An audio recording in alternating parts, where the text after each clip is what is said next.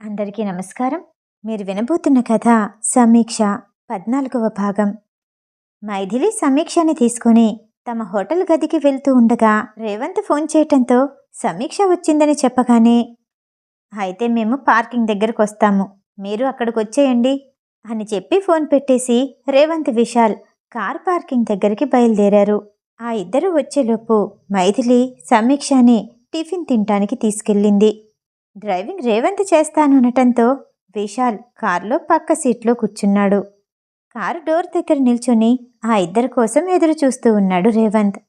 మైథిలితో పాటు వచ్చిన సమీక్ష రేవంత్ని చూడగానే చిరునవ్వు నవ్వింది. అతను పలకరింపుగా నవ్వి డ్రైవింగ్ సీట్లో కూర్చున్నాడు. విశాల్ తన మొబైల్లో బిజీగా ఉన్నాడు. సమీక్ష కూడా విశాల్ని గమనించలేదు. కారులో వెనక సీట్లో కూర్చుంది. సమీక్ష పక్కనే కూర్చున్న మైథిలి, నీకు చెప్పటం మర్చిపోయాను, మనతో పాటు విశాల్ కూడా వస్తున్నాడు. ఆ పేరు వినగానే ఓ నిమిషం గుండెల్లయ్య తప్పింది సమీక్షకి. మైథిలి మాటలు విని విశాల్ వెనక్కి తిరిగి చూడగానే సమీక్ష చూపులతో అతని చూపులు ముడిపడ్డాయి. విశాల్, నా ఫ్రెండ్ని గుర్తుపట్టావా? సమీక్ష. ఫస్ట్ ఇయర్లో పరిచయం చేశాను, కాన్ఫరెన్స్కొచ్చింది. సమీక్షని గుర్తు చేసింది మైథిలి. ఇద్దరూ కనురెప్ప వేయకుండా అలా చూస్తూ ఉండటంతో ఇద్దరికీ గుర్తు రాలేదేమో అనుకుని మైథిలి మరో సందర్భాన్ని గుర్తు చేయటానికి ప్రయత్నించింది. అంతలోనే విశాల్ మొబైల్ రింగ్ అవటంతో స్పృహలోకొచ్చాడు. మొబైల్లో మాట్లాడుతూనే కార్లో ముందు ఉన్న అద్దంలో నుండి వెనకాల కనిపిస్తున్న సమీక్ష మొహాన్ని గమనిస్తూ ఉన్నాడు. అది నిజమో కలో అర్థం కాక సమీక్ష కాసేపు తికమకపడింది. అది ఊహించని ప్రయాణం. అతనితో కలిసి ప్రయాణం అంటే సంతోషంగానే అనిపించింది. అది తలుచుకోగానే ఆమె మొహంలో చిరునవ్వు మెదిలింది. అది చూసిన విశాల్కి మనసు తేటగా అనిపించింది. అంతలోనే సమీక్ష మొహంలో నవ్వు మాయమైపోయి బాధ కనిపించటంతో తను ఏం ఆలోచిస్తుందో ఊహించగలిగాడు. కాని ఏమీ చేయలేక అసహనంగా పిడికిలి బిగించి చూపు పక్కకి తిప్పుకొని కారు విండోలో నుండి బయటకు చూస్తూ కూర్చున్నాడు. అప్పుడే సంతోషంగా అనిపించిన సమీక్షకి, కానీ అతను నన్ను దూరంగా ఉంచటానికే ప్రయత్నిస్తాడు. ఆ దూరాన్నే కాదు, ఆ ప్రయత్నాన్ని కూడా భరించలేను. నేను ఎక్కువగా ఆశ పెట్టుకుంటే ఖచ్చితంగా అతనితో ప్రయాణం నాకు దుఃఖాన్నే ఇస్తుంది. ఆ ఆలోచనకి కళ్ళల్లో నీళ్లు తిరగగానే మనసుని మరిపించటానికి బయట కనిపిస్తున్న ప్రకృతిని చూస్తూ ఉండిపోయింది. రేవంత్ హుషారుగా ఉండే పాటలు ప్లే చేస్తున్నాడు.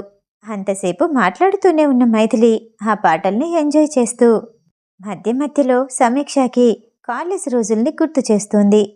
మైథిలి మొహంలో తన స్నేహితుల్ని కలిసిన సంతోషం స్పష్టంగా కనపడుతోంది. అలా ప్రయాణం చేస్తూ ఉండగా పొడుగ్గా ఉన్నబ్బాయి, పొట్టిగా ఉన్న అమ్మాయి ఇద్దరూ పక్కపక్కనే ఉన్న వాల్ పోస్టర్ కనిపించటంతో విశాల్ మనసులో అలజడి మొదలైంది. విసుగ్గా కదులుతూ అద్దంలో నుండి మరోసారి సమీక్షని గమనించాడు. కారులో వస్తున్న పాటలకి పెదాలు కదుపుతూ కళ్ళు మూసుకొని పాటని ఆస్వాదిస్తూ ఉంది. ఆమె కదలికకి అనుగుణంగా వెంట్రుకలు కూడా నాట్యం చేస్తుంటే ఆమె వైపు నుండి విశాల్ చూపు తిప్పుకోలేకపోయాడు. మనసులోకి ఎలాంటి ఆలోచనలు రాకుండా అతనితో ఉన్న ఆ క్షణాన్ని ఆనందంగా అనుభవిస్తూ ఆ జ్ఞాపకాన్ని తన గుండె గదిలో భద్రంగా దాచుకోవాలనుకుంది సమీక్ష. ఈ ప్రయాణం ఆగిపోకుండా ఉంటే బావుండు అనుకున్నాడు విశాల్. 2 గంటల ప్రయాణం తర్వాత చాలా ఎత్తు నుండి పారుతున్న ఓ సెలయేరుకి చేరుకున్నారు. చల్లగా వీస్తున్న పిల్లగాలి, పచ్చగా కనిపిస్తున్న ప్రకృతి, అప్పుడప్పుడు తమ వైపు వీచే గాలికి నీటి తుంపర్లు తమ మీద పడుతుంటే ఇట్స్ రియల్లీ టూ గుడ్. ఈ ప్లేస్ చాలా బాగుంది. తన చుట్టూ ఉన్న చెట్లని గుండ్రంగా తిరిగి చూస్తూ అంది సమీక్ష. అవును, నిజంగా బావుంది. దీని గురించి విశాలే చెప్పాడు అన్నాడు రేవంత్. మధ్యలో పక్షుల కిలకిలలు, తుమ్మెద రాగాలు, కాలుష్యం లేని స్వచ్ఛంగా వీస్తున్న పిల్లగాలి, వీటన్నిటికీ మైమర్చిపోయి మైథిలి, సమీక్ష ఆ సెలయేటిలో దిగి ఆడుకుంటూ ఉన్నారు. తమతో పాటు మరో ఇద్దరొచ్చారన్న విషయాన్ని మర్చిపోయి చిన్నపిల్లల్లా కేరింతలు కొడుతూ ఒకరి మీదొకరు నీటిని పోసుకుంటూ నవ్వుతూ ఆడుకుంటున్నారు మైథిలి, సమీక్ష. విశాల్ రేవంత్ దగ్గరకొచ్చి, నీకు సరిగ్గా సారీ చెప్పలేదు కదూ, అందుకే బాధపడుతున్నావా అంటూ నీళ్లల్లోకి తోసేసి సారీ సారీ అని ఒత్తి పలుకుతూ నవ్వుతూ చెప్పగానే, నీకు ఇలా కాదు, నేనే వస్తా ఉండు రేవంత్ గట్టు మీదకొచ్చి విశాల్ని తోసేశాడు. నలుగురు ఆకలేసేంత వరకు ఆడుకుంటూనే ఉన్నారు. గైస్, ఆకలిగా ఉంది, ఇంక వెళ్దామా? రేవంత్ అనగానే సమీక్ష, మైథిలి కూడా గట్టు మీదకొచ్చేశారు. తమతో పాటు తెచ్చుకున్న మరో డ్రెస్ లేకపోవటంతో బట్టల నుండి నీరంతా కారే వరకు ఉండి తమతో పాటు తెచ్చుకున్న భోజనాలు తిని కనుచూపు మేరలో కనిపించే ప్రకృతిని చూస్తూ ఆస్వాదిస్తూ ఉన్నారు. మైథిలి చలికి వణుకుతూ ఉండటం వల్ల రేవంత్ ఆమె పక్కనే కూర్చొని భుజాల చుట్టూ చేతులు వేసి దగ్గరికి తీసుకొని అతని ఒంటి వెచ్చదనాన్ని ఆమెకి అందివ్వటానికి ప్రయత్నిస్తున్నాడు. మైథిలిని రేవంత్ అంత ప్రేమగా చూసుకోవటం సమీక్షకి చాలా బాగా నచ్చింది. ఆ ఇద్దరిని డిస్టర్బ్ చేయటం ఇష్టం లేక చుట్టూ ఉన్న చెట్లను చూస్తూ ముందుకు నడిచింది సమీక్ష. అలా కొంత దూరం నడిచిన తర్వాత ఓ అద్భుతమైన ప్రకృతి సౌందర్యం కనిపించింది. కొండ మీద నుండి చూస్తుంటే మరింత అద్భుతంగా అనిపించేసరికి అక్కడ సెల్ఫీ తీసుకోవటానికి ప్రయత్నిస్తూ సరైన యాంగిల్ కోసం అటూ ఇటూ కదులుతోంది సమీక్ష. ఇక్కడ నిల్చుంటే ఫోటో సరిగ్గా వస్తుంది, ఎంత బావుందో అనుకుంటూ సెల్ఫీ తీసుకోబోతూ వెనక్కి అడుగు వేయగానే కాలు తడపడి కొండ అంచున ఉన్న తను కింద పడిపోబోయింది. పట్టు తప్పిందని అర్థమయ్యేసరికి తన ప్రాణాలు పోయాయని అనుకుంది సమీక్ష. వెనక్కి పడిపోబోతూ ఉండగా ఆమె చేతిని విశాల్ అందుకుని గట్టిగా లాగాడు. ఒక్క ఉదుటున అతని మీదకొచ్చి పడింది సమీక్ష. అతని షర్ట్ గట్టిగా పట్టుకుని కళ్ళు మూసుకొని భయంగా నిల్చుంది. ఆమె గుండె వేగం తగ్గాక గట్టిగా ఊపిరి పీల్చుకొని నెమ్మదిగా కళ్ళు తెరిచి తల పైకెత్తి చూసింది. ఎదురుగా విశాల్ కనిపించాడు. అతని కళ్ళల్లో భయం ఆమె భయపడిన దానికంటే రెట్టింపుగా అనిపించింది. ఆ చల్లని వాతావరణంలో కూడా అతని నుదుటి నుండి చెమటలు కారుతున్నాయి. అతని వైపు అలానే చూస్తుండిపోయింది సమీక్ష. సమీక్షని హఠాత్తుగా దగ్గరికి తీసుకుని గట్టిగా కౌగిలించుకున్నాడు. అతని ప్రేమ కోసం చాలా సంవత్సరాలుగా ఎదురు చూస్తోంది సమీక్ష. అతని గుండె చప్పుడు అంత దగ్గరగా వినపడుతుంటే ఏదో మాయాలోకంలో విహరిస్తున్నట్టు ఉంది. అతని స్పర్శ కొండంత బలాన్నిచ్చినట్టు అనిపించగా తన చేతులు తిరిగి అతన్ని చుట్టుకోపోతూ ఉండగా విశాల్కి ఏదో జ్ఞాపకం వచ్చినట్టు ఆమెను వదిలేసి వేగంగా నడుచుకుంటూ వెళ్ళిపోయాడు. సమీక్షకేమీ అర్థం కాలేదు. అతని వెనకాలే చిన్నగా నడుచుకుంటూ ముందుకు వెళ్ళింది. ఆమెకి ఎదురొస్తున్న మైథిలి, ఏం జరిగింది, బానే ఉన్నావా? వేగంగా అడుగులు వేస్తున్న విశాల్ని గమనిస్తూ సమీక్షని అడిగింది. ఏమీ లేదు, ఇక్కడ వాతావరణం ఇబ్బందిగా ఉంది, వెళ్దామా అని సమీక్ష అనేసరికి అంతేనా, ఏం జరిగిందా అని భయం వేసింది అని గట్టిగా ఊపిరి వదిలి అక్కడి నుండి బయలుదేరారు. ఆ సెలయేరు చుట్టూ ఉన్న మరికొంత ప్రాంతాలు చూసి ఏదైనా హోటల్లో రాత్రి భోజనం చేసి వెళ్లాలని నిర్ణయించుకున్నారు. తిరుగుతున్నంతసేపు మైథిలి మాట్లాడుతూనే ఉంది. చదువుకున్న రోజుల్లో విషయాలన్నీ ప్రతిదీ గుర్తు చేస్తూనే ఉంది. మధ్యలో విశాల్ వైపు తిరిగి, అవును విశాల్, నువ్వెందుకు ఇక్కడికొచ్చావు అని అనుమానంగా అడిగింది.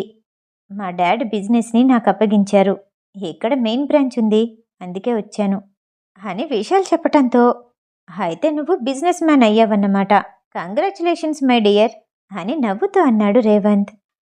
ఓకే, కెరియర్లో సెటిల్ అయినట్టే, కానీ నువ్వు మరదలు వదిన్ని ఎప్పుడు చూపిస్తావు అని మైథిలి అనగానే ఆమె వైపు అర్థం కానట్టు చూశాడు విశాల్. అరే బాబు, కాలేజీలో ఉన్నప్పుడు నువ్వు సింగిల్, ఇప్పుడేదైనా ప్రేమాదోమ ఉందా, పెళ్ళెప్పుడు చేసుకుంటావు, ఆ అమ్మాయిని ఎప్పుడు చూపిస్తావు అని మైథిలి అడగటంతో విశాల్ ఏం సమాధానం చెప్తాడా అని సమీక్ష భయంగా చూసింది. ఆమె గుండె వేగం పెరుగుతూ ఉంటే విశాల్ నుండి నో అన్న సమాధానం వినపడగానే గుండెలో భారమంతా దిగిపోయినట్టు ప్రశాంతంగా అనిపించింది. అంతలోనే విశాల్ కోపంగా, నాకు ప్రేమ మీద ఎలాంటి నమ్మకం లేదు, అదొక బుల్షిట్, అలాంటి పనికిరాని మాటలకి చేతలకి నా జీవితంలో స్థానం లేదు, డబ్బు పరపతి లేకపోతే ఎవ్వరూ ఎవ్వరిని ప్రేమించుకోరు, ఎవ్వరు నా దగ్గరకొచ్చినా అది డబ్బు కోసమే.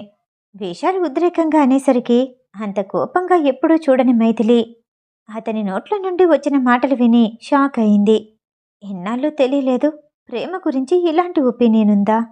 మైథిలి తిరిగి విశాల్కి ఏదో చెప్దామనుకుంటూ ఉండగా వద్దు అన్నట్టు రేవంత్ సైగ చేశాడు. మైథిలి నిశ్శబ్దంగా ఉండిపోయింది. ఆ మాటల నుండి రేవంత్ మైథిలి బయటపడ్డారు, కానీ సమీక్షకి ఆకాశం విరిగి మీద పడ్డట్టు అనిపించింది. గట్టిగా అరిచి ఏడవాలనిపించింది. తన బాధని గుప్పెట్లో దాచేస్తూ దుఃఖాన్ని గొంతులోనే ఆపేసింది సమీక్ష. తిరిగి హోటల్కి చేరుకున్న తర్వాత సమీక్ష అక్కడ ఉండదలుచుకోలేదు. భోజనం చేసి వెళ్ళమని మైథిలి ఒత్తిడి చేసింది కానీ సమీక్ష వెళ్ళిపోతానంటూ బలవంతం చేసింది. చీకటి పడింది. విశాల్ వచ్చి నిన్ను డ్రాప్ చేస్తాడు చెప్పటానికి విశాల్ దగ్గరికి వెళ్ళబోయింది మైథిలి. వెంటనే ఆమె చేతిని పట్టుకొని, నాకేం కొత్త కాదు, ఆటోకి వెళ్ళిపోతాను సమీక్ష చెప్పి వెంటనే అక్కడి నుండి బయలుదేరింది. ఆటోలో కూర్చోగానే సమీక్షకి దుఃఖం ఆగలేదు. వెళ్తున్నంతసేపు ఏడుస్తూనే ఉంది. ఆటో దిగేసరికి కళ్ళు ఎర్రగా మారి చెంపలు కన్నీటి మరకలతో నిండిపోయి కళ్ళు ఉబ్బిపోయి ఉన్నాయి. డ్రైవర్కి డబ్బులిచ్చి హాస్టల్లోకి వెళ్ళిపోయింది సమీక్ష. కావ్య గదిలో లేదు. తన స్నేహితురాలింట్లో పడుకుంటానని ముందే చెప్పింది. సమీక్షకి కొంచెం ఊరటగా అనిపించింది. ఆటోకి కొంచెం దూరంలోనే ఆగి విశాల్ లోపలికి వెళ్తున్న సమీక్షని చూసి ఆమె పూర్తిగా లోపలికి వెళ్ళింది అని నిర్ణయించుకున్నాక అక్కడి నుండి తను ఉంటున్న హోటల్కి బయలుదేరాడు. అతను మాట్లాడిన తర్వాత సమీక్ష మొహంలో భావాలు మారటం గమనించాడు. మైథిలి విశాల్ డ్రాప్ చేస్తాడు అన్నప్పుడు ఒప్పుకుంటే బాగుండు అని విశాల్ మనసులో పదే పదే అనుకున్నాడు. ఆమెను ఒంటరిగా పంపించడం ఇష్టం లేక తనతో పాటు ఆటో వెనకాలే బయలుదేరాడు విశాల్. ఆటో దిగిన తర్వాత సమీక్షని చూడగానే ఎంతగా ఏడ్చిందో అర్థమైంది. ఏం చెయ్యాలో అర్థం కాక, ఎలా ప్రవర్తించాలో తెలియక, ఏ నిర్ణయం తీసుకోలేక అక్కడి నుండి బయలుదేరాడు విశాల్. విశాల్ గదికి చేరుకున్న తర్వాత అతని మనసంతా గజిబిజిగా అనిపించింది. ఉన్న పలంగా సమీక్ష దగ్గరికి వెళ్ళి ఆమెని గట్టిగా కౌగిలించుకుని ఏడవాలనిపించింది. ప్రపంచంలో తానొక్కడే ఉన్నట్టు, ఒంటరివాడైనట్టు బాధగా అనిపిస్తూ ఉండగా అతని మొబైల్కో మెసేజ్ రాగానే పరాకుగా దాన్ని తీసి చూశాడు. ఫ్రెండ్స్ గ్రూపులో విశాల్ని యాడ్ చేశాడు రేవంత్. ఆ గ్రూపుని ఓపెన్ చేసి చూశాడు. అందులో 4 మాత్రమే ఉన్నారు. సమీక్ష నెంబర్ కూడా ఉండటంతో ఆమె ప్రొఫైల్ పిక్చర్ ఓపెన్ చేసి చూశాడు. ఒక పెద్ద టెడ్డీ బేర్ని పట్టుకుని కూర్చొని ముద్దుగా నవ్వుతోంది. అది చూడగానే తన మనసులో ఉన్న అసహనం, చిరాకు, దూది పింజలా ఒక్కసారిగా ఎగిరిపోయాయి. భారంగా ఉన్న మేఘం వర్షించటానికి సిద్ధంగా ఉన్నట్టు సమీక్ష ఫోటోని జూమ్ చేసి చూడగానే కన్నీళ్లు వర్షంలా కురుస్తూనే ఉన్నాయి. నన్నేం చేసావు సమీక్ష? నా జీవితంలోకి మళ్ళీ ఎవరు రారు అనుకున్నాను. నా జీవితంలో ప్రేమ లేదు. ఎంతగానో ఇష్టపడ్డ ప్రతి ఒక్కరూ నన్ను విడిచి వెళ్ళిపోతున్నారు. నువ్వు నన్ను ప్రేమిస్తే మా అమ్మలాగా దూరం అయిపోతావు. సమీక్ష ఫోటోని గుండె మీద పెట్టుకొని బాగా ఏడ్చాడు విశాల్. చాలామందికి కన్నీరు కార్చటం బాధకి చిహ్నంగానే ఉంటుంది. కానీ నల్లగా కమ్ముకున్న మేఘం వర్షించాక ఆకాశం తేటగా ఉంటుంది. బాధ కన్నీటి రూపంలో బయటకొస్తే మనసు తేలికపడి ఆలోచన తేటగా ఉంటుంది. మిగతా కథ తర్వాయి భాగంలో. ఈ కథ వింటూ మీకు నచ్చినట్టయితే లైక్ చేసి సబ్స్క్రైబ్ చేయండి. మళ్ళీ రేపు కలుద్దాం. నమస్తే.